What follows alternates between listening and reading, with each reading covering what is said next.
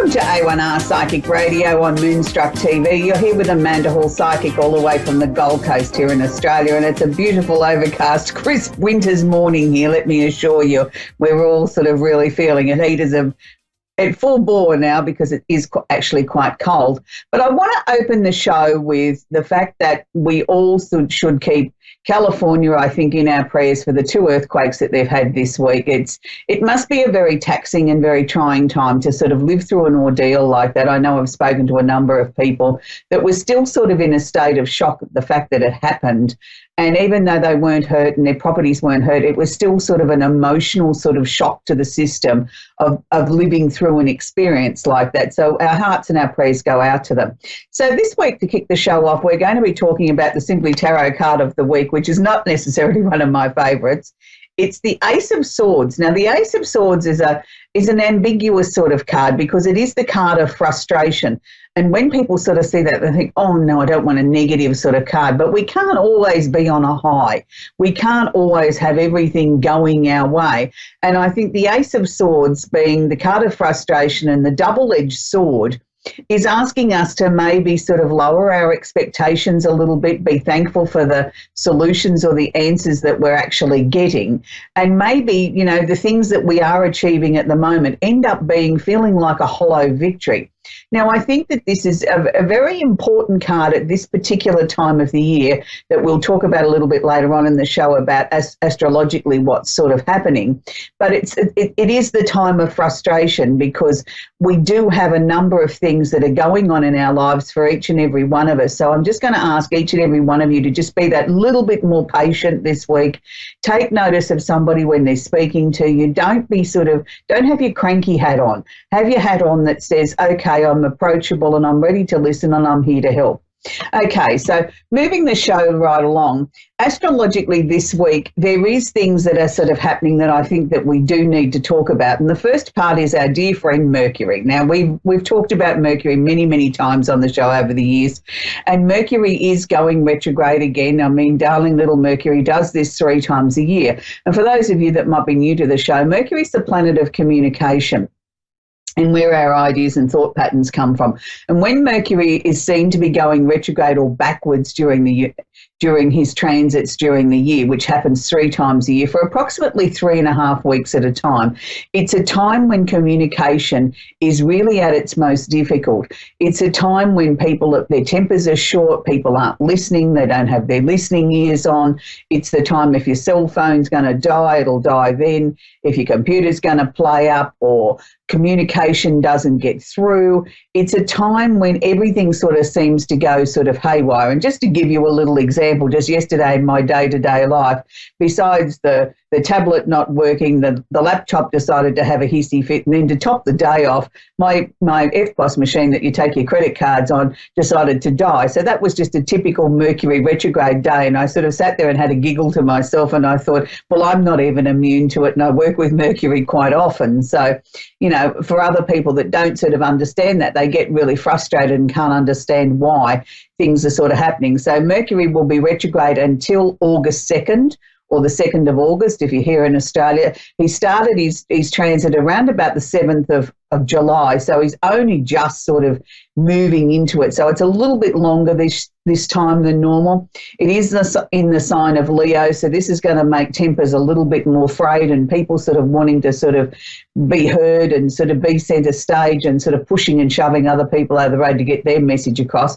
This is not the time to sign a contract unless you absolutely desperately have to. If you do, make sure that you really more than triple check the information that's on the contract, that it's correct, because this is the time when people can put wrong zeros in and wrong figures in places and you can't get out of it because you've signed it.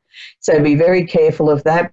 Be careful of any sort of verbal or legal agreement that you might be going into. Make sure if you've got appointments or you're travelling that you triple check the information that's on your ticketing information, that, you know, this is the time when luggage gets lost through airports and things like that. So it's just a time to be a little bit more cautious. In the old days when we used to send things by snail mail, this was the time of the year that I personally wouldn't send anything that was anything important because I'd guarantee it probably wouldn't get there.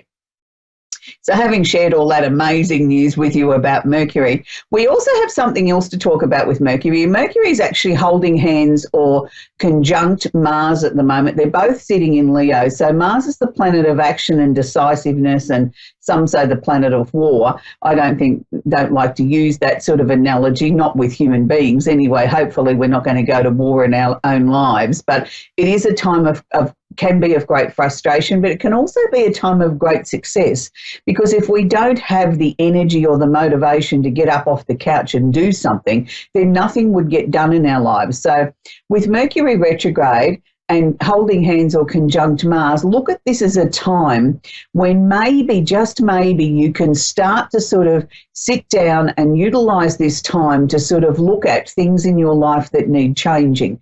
It's a time when, you know, other areas of your life might be slowing down a little bit. So you've been given this luxury of opportunity to sort of just have a little bit of a revamp of your life, look at where your goals are, the things that you're hoping to achieve for the year. And I want to add into the mix of this, the planet Jupiter, which is the planet of expansion, opportunity and luck, is still currently sitting in Sagittarius, and he's also going retrograde or backwards at the moment, but making a lovely aspect known as a trine to Neptune in Pisces, which is also retrograde. And the reasons why I'm bringing this up, because with Jupiter and Neptune trining at the moment, I feel with the opportunity there to sort of revamp sort of maybe some opportunities to come up in our lives. There might have been something that you were working on and you sort of put it to one side and you sort of thought maybe this is not quite the right time, or it might be that time when you sort of think, I really want to start looking at things that are going on in my life and start to bring in some new opportunities or some new potential opportunities of things I could be working on. This is actually the perfect time, because even though Jupiter and Neptune are retrograde at the moment, they're making a lovely aspect, but also utilize this time of Mercury retrograde where we can sort of really sort of become introspective with our thinking. I just feel all those configurations at the moment are very conducive to having some real light bulb moments where we can get some brand new ideas, or new opportunities might cross your desk that you hadn't even considered or was searching for. And again, I'll come back to a personal example. Sitting here minding my own business yesterday doing my work, and out of the blue I got a phone call from a work colleague and said, I've got this fantastic new idea coming up. It's, you know, it's in its infancy stage. We're ready to test it. Would you be prepared to test it for me? And I said, yes, sure. So that sort of led on from one thing to another, that this could end up being, you know, quite a nice little lucrative passive income for me for something that I wasn't even searching for. And it's to do with, you know, being able to make payments through social media rather than using your credit card or PayPal account. So it's a very interesting concept, and I'll keep you abreast of that as more comes to light. But this is what I'm saying. These are the sort of things that Mercury can bring towards us. Even though it's retrograde, it's not necessarily has it lost its power. And, you know, be aware or be open to new opportunities that can come with the help of Jupiter and Neptune. And it's, you know, it's there for the taking. And not always is it about money-making situations. It can be about a brand new way of thinking about or finding a solution to a problem or something that's troubled you for some time. I mean, I wish our politicians around the world would get on board with all the planetary configurations at the moment. Everywhere you turn around and look, that every country seems to be in chaos in some sort of form or another. Somebody's not happy with something. I know here in Australia it seems to be daily. We've got some other new controversy that's going on with politicians. I'm quite frankly sick of it all, as I'm sure a lot of people are around the world. I mean, you know, politics is necessary and we need people to govern our countries, but I think they all need to sort of grow up and sort of start to look at that they're working for the masses, they're working for the people, they're not there to feather their own nests. And I think we as a population are getting quite sick of this self-indulgent politicians, no matter who or what party they represent. They're losing sight of what they've been elected for, and that is to improve our countries and to sort of give the masses a better life and, you know, give them some hope for the future. So hopefully they'll take that on board. So still sticking with the astrology theme, let's shift a gear or two now and let's look at our famous actor of the week. And this week we're up to the male, and we're looking at a male cancer. And this week I'm really excited to talk about Tom Hanks. Now, most of us remember Tom Hanks very, very fondly, I think, from probably one of the world's biggest movies ever, Forrest Gump. Who could ever forget him with Sally Field and him sitting on that park bench talking about life is like a box of chocolates. And I think that was sort of something that I can remember when that movie first came out in video. I think I watched that particular scene in that movie about 50 times. I just couldn't get enough of it. I thought it was so apt, and he played such an amazing role in that. And I mean, Tom Hanks is one of those very versatile actors. I don't think there's anything he couldn't do. I mean, he can play a really serious role. He can go into comedy. He can do everything. And he just seems to eat, sleep and breathe the character that he's playing in such a way that it's just so lifelike, and he sort of takes you with him on the journey. And I think that's a really important thing for an actor or an actress to be able to do, is to absorb us and take us with them on the journey as if we're there standing next to them. And Tom has that amazing ability to be able to do that. I mean, Forrest Gump, I think we really saw his acting ability come out in that movie, and the way that he played it.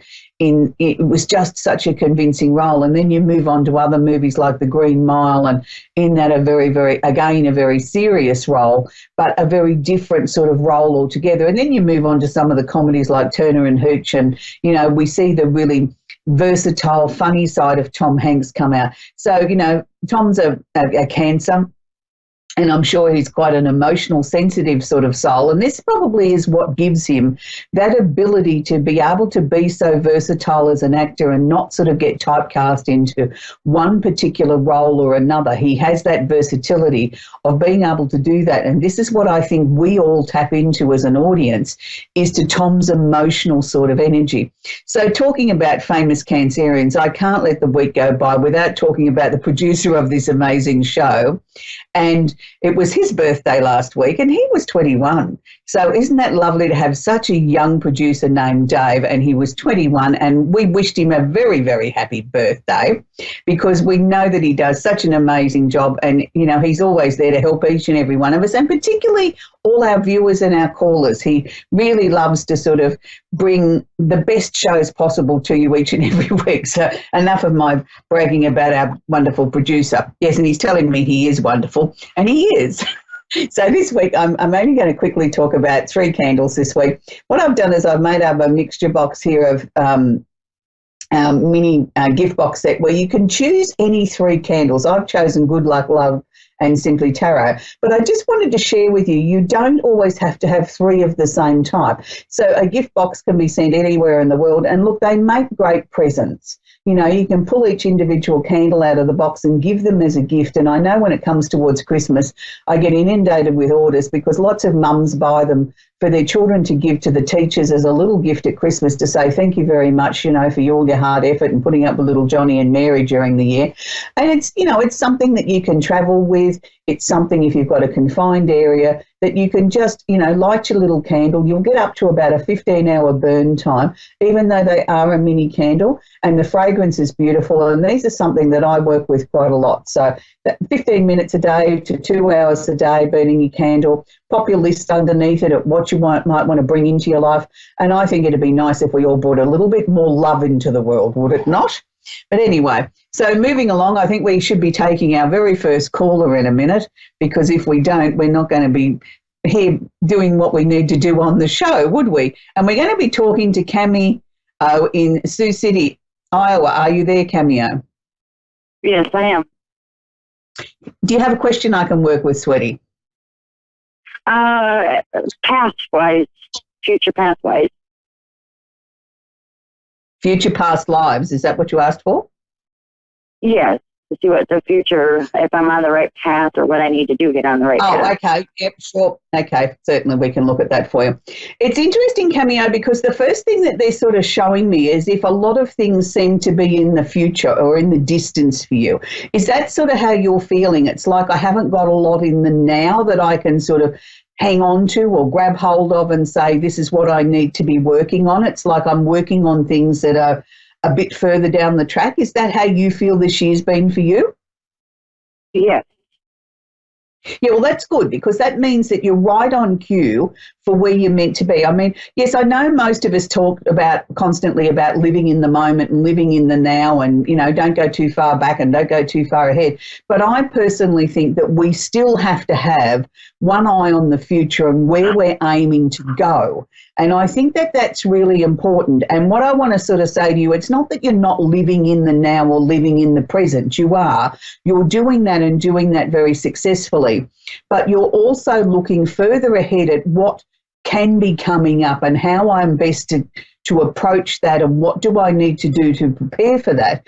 And that's also very important too. The other thing that they were sharing with me, Cameo, is whatever you've done or whatever you've changed this year towards your health, whether that's, you know, you've changed what you put in your mouth or whether you've changed, you know, making sure you're getting adequate rest and adequate exercise and bringing everything into balance, I want to say to you, stick to that, because it's working and it's starting to really bring your body back into a balance. It's what I'm being shown is where you were always not so much a high stress person. I don't mean that in a negative, but always on the go, always go, go, go, go, go, go, go, go, go, go, go until you stopped.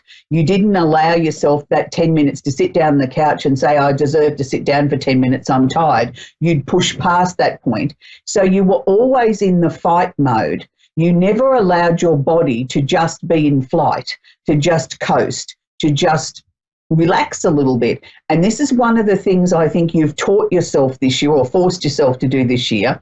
And I'm going to say to you, that's a very important ingredient in the mix of what you're doing as far as improving your body. So I'm really proud of what you've done because you've done this intuitively, that you've listened to what your body's sharing with you and saying it needs, and you've been following that religiously. And now you're starting to reap the rewards of that. So it's not only feeling better physically and emotionally, it's also allowing you to tap into your own intuition, your own psychic ability so much stronger because everything else is starting to come into balance, if you follow my drift.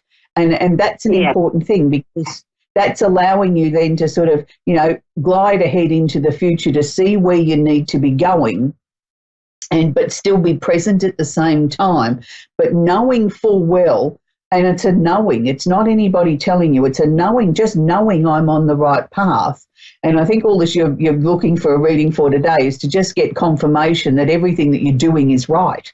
And I can certainly say that because it's just so strong in you at the moment. And the other thing I want to congratulate you for is, Cameo, is for learning to be able to say no.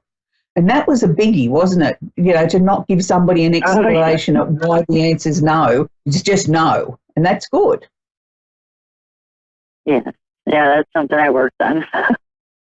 Yeah, but, you know, you've got it now, to me, to a point where it's automatic. You know, if it doesn't suit me, the answer's no, and I just move on. You know, I don't stop and think, oh, how did that affect somebody? Or, you know, maybe they won't be happy with me. It's just, that's my answer, and, you know, it's not negotiable. And that was also part of these changes that I was talking about, of coming out of being in fight mode into flight mode and looking at what your body needed as far as nutrition and giving yourself adequate rest. This is all part of the same package.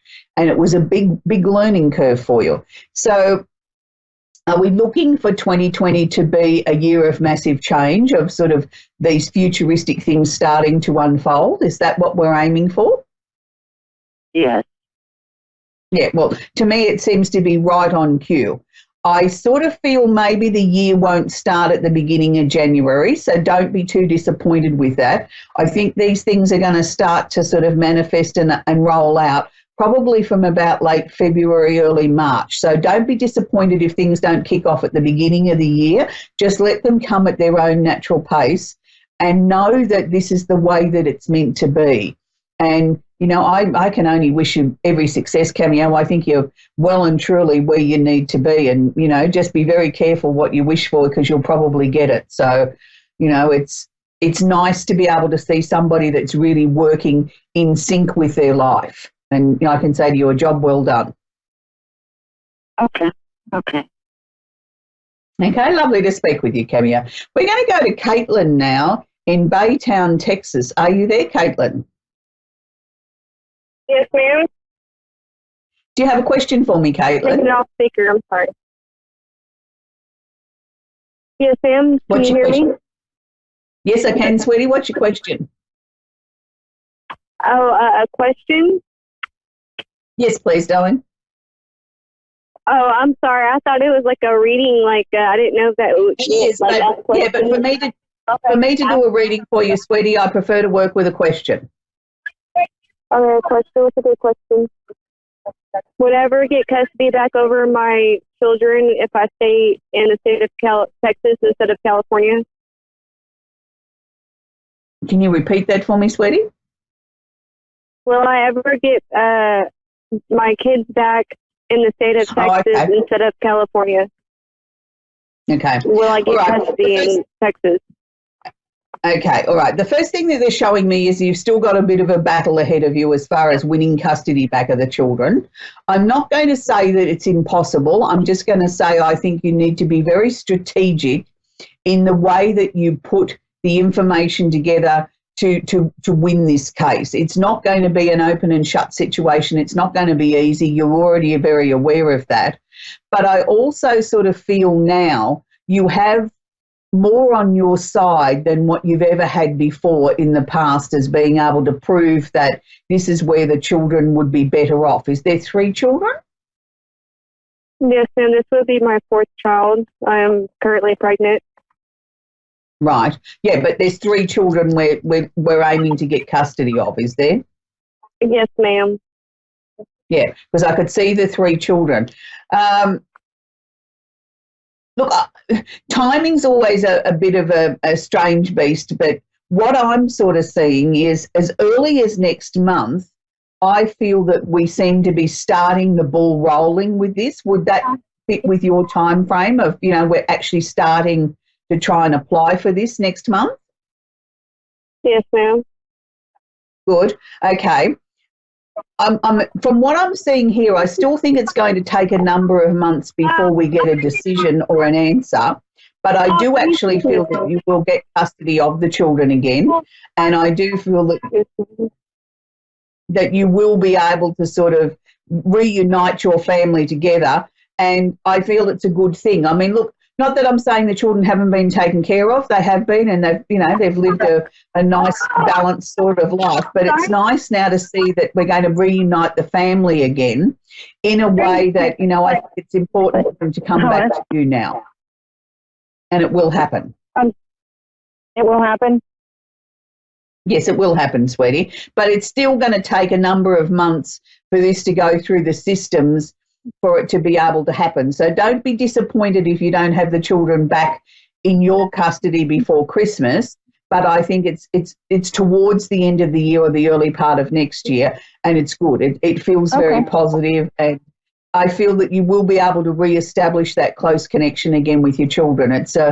It was somehow or another it was meant to happen this way, even though you can't understand it. It was part of what destiny had in store for each and every one of you. But once you reunite the family together again, I don't think it'll ever be pulled apart again. So that's a good thing, Caitlin. Okay. So I wish you well with that.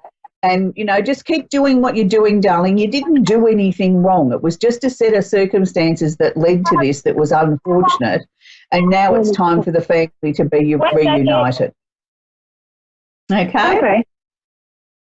All right. Lovely to so speak. much for that. You're very welcome.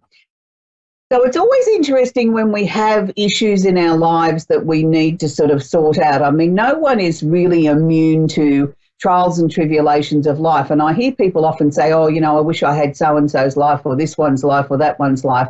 But really, we never really know what goes on in people's, lives. And, people have very private lives that go on behind closed doors. And it always sort of tugs at my heartstrings when you have, questions like Caitlin's about trying to sort of reconnect with the children and regain custody of the children. And it's not always the fact that the person that lost custody was a bad parent. It's quite often a series of circumstances or things that happen in their lives that lead a court to make a decision like that. And we should never look at that as them being a bad parent. It can mean many, many factors that have led to that sort of situation. And it's one of the questions that I keep getting asked more and more frequently in my work over the last 12 or so months, is that there seems to be a lot of movement with children at the moment, and children being returned to other, to a parent, or, bringing custody cases more to the forefront, where there's trying to be a balance there of mothering and fathering is very important to the balance of children. So it's an important sort of area. So for those of you that might be going through something like that, all I can suggest to you is just be open and honest and just be yourself. Don't try and be something that you're not. Judges see through that. They see the falsity in it. Just be yourself and be an open and honest and caring person, and usually then the right resolutions will come. So I hope as we head towards, this difficult time of the year with Mercury retrograde and everything like that, that you've got a little bit of a clearer understanding of how to work with Mercury. Mercury's not a bad planet. It's just when Mercury goes retrograde, we're all being asked to slow down, spend some time with ourselves, reevaluate our lives. It's the time when we can catch up on the paperwork, get to the bottom of the ironing basket, do things that we haven't had time to do. So it's a period of time where we're getting a little bit of a breather. And it's a time when I think that we should all take that opportunity to sort of work out why. And this is why I think a lot of, when our world is so much around electronic devices today, that's why I think quite often these things break down or play up or whatever in those times, because it's giving us that legitimate break that we can actually go and read a book or do something, also have a conversation, strangely enough, with a person, instead of, everything done on an electronic device. And there's nothing wrong with electronic devices, don't get me wrong. My job would be so much harder if I didn't have all those sort of things. And to just share with you, when I first got into astrology close on 40 years ago, we used to have to do everything by hand. And when I'm saying that is to calculate a person's chart, to work on it, by the time you checked it, took 4 hours. Now it takes, how quickly can you type, and it's all done in 30 seconds. So without technology, my job would certainly be much harder. So I embrace and I love technology, as I'm sure everybody does. So we're just about to wrap the show up for another week. I hope you have an absolutely sensational week, but don't forget to keep our friends and colleagues in California in our prayers during, what's been a difficult time for them with this earthquake. And until next week, happy Mercury retrograde. Bye for now.